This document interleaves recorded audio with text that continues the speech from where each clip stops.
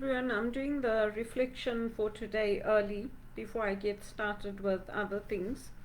And for today's reflection, we're looking at the phrase, "But I will trust in you." And there will be days for all of us when we're really struggling, when hope is spread thin and life feels unbearable.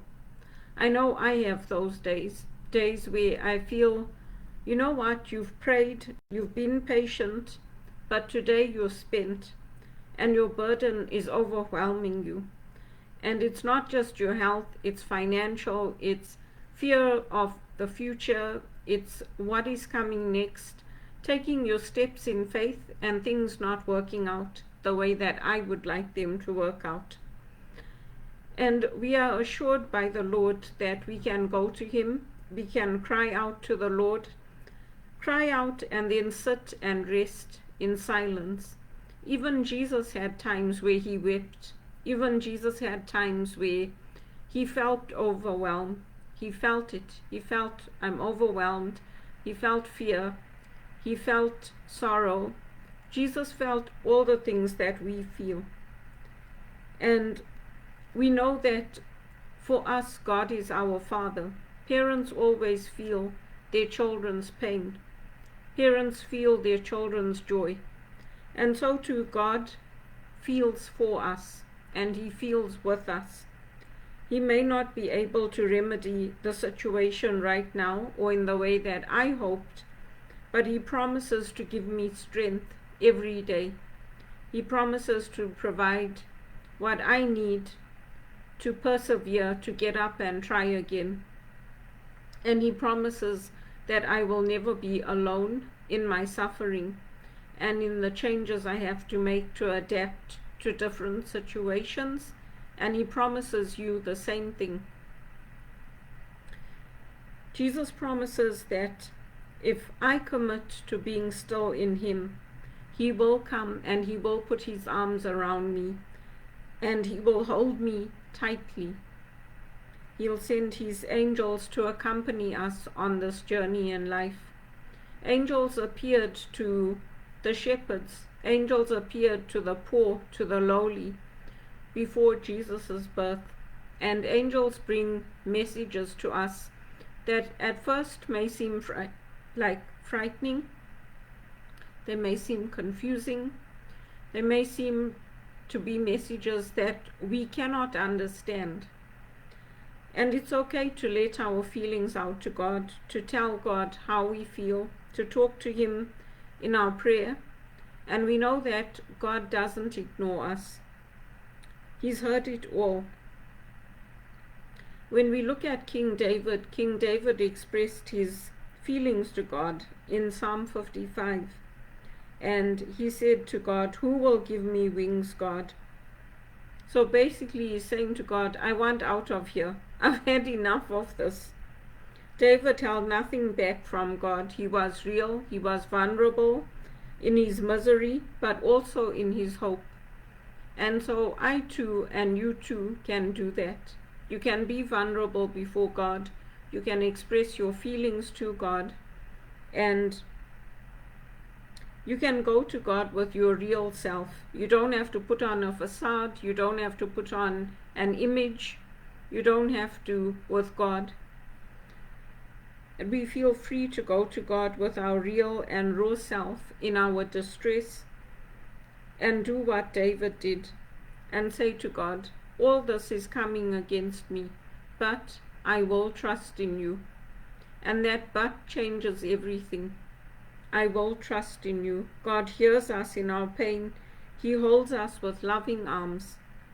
And today I know that He's with me. And I know that He's with you, along with my prayers for you and your prayers for me. That's why I continue to say you're never alone. And what I do, I write in my journal sometimes.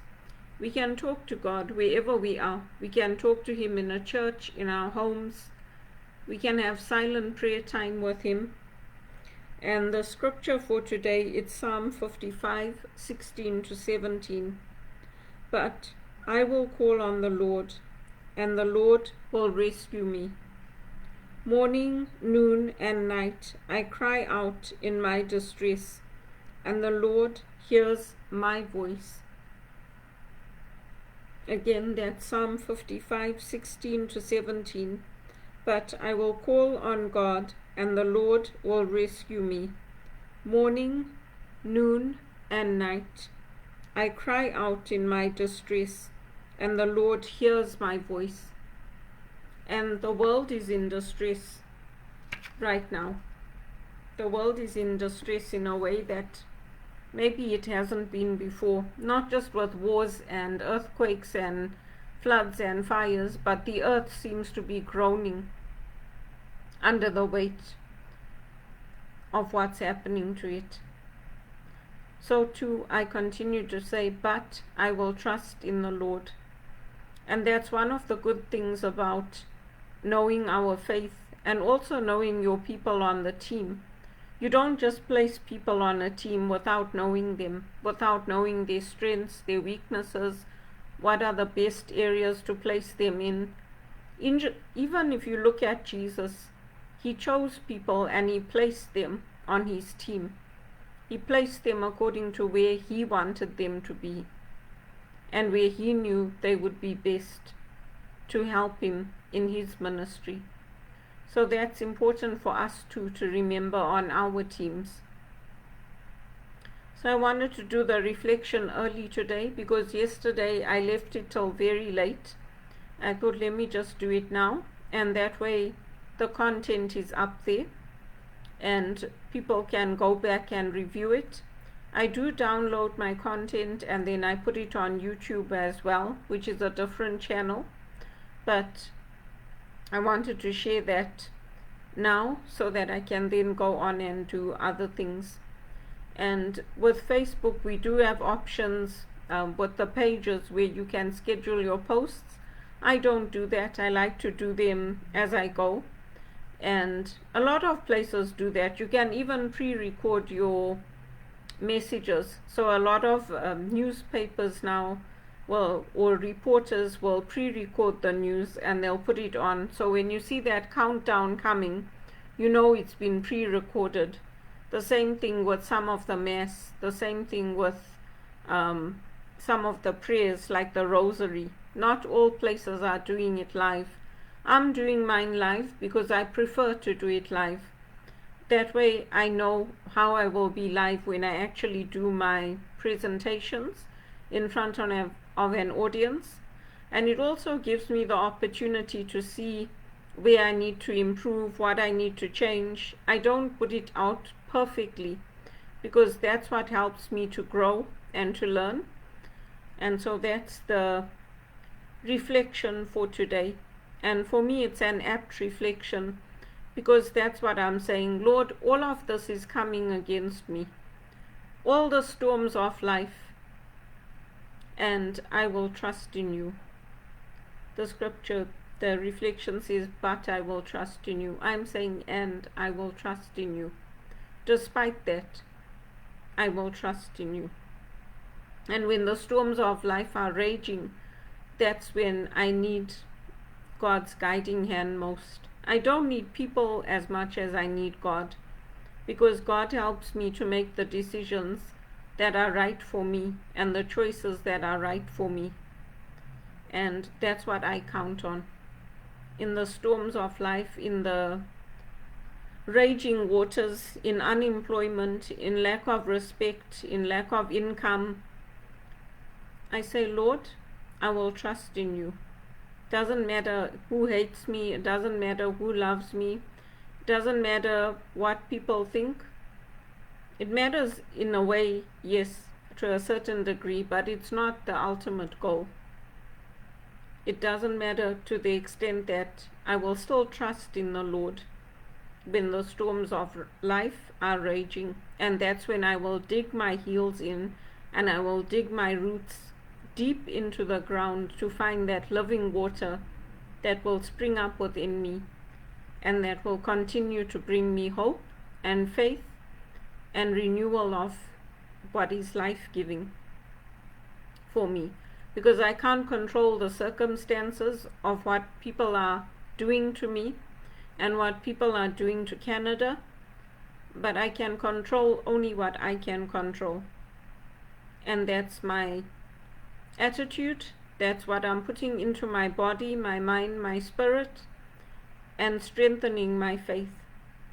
And I'm so proud of Pope Francis for standing up to world governments when they closed our churches down, for taking the Blessed Sacrament up alone, walking alone in the Vatican Square, for fighting and demanding that our churches open against the wishes of the government, and demanding that we receive the Eucharist, that we have access through the internet to the Mass, to the Eucharist, because it made all the difference.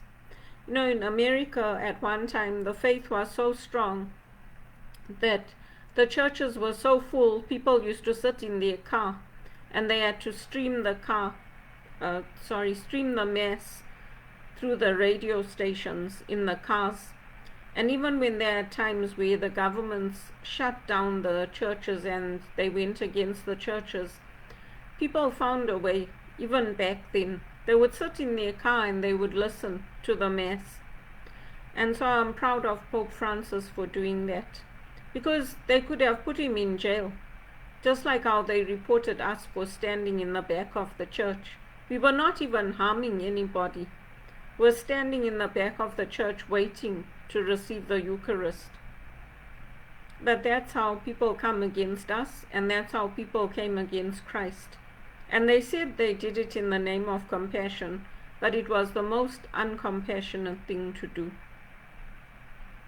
So that's my reflection for today. And I also give thanks for Pope Francis. Yesterday was his birthday. So I said a prayer for him, and I'd ask you to pray for him as well, for the repose of his soul, and to give thanks for his life and his courage, and what he did for us, for the poor, because it's very important.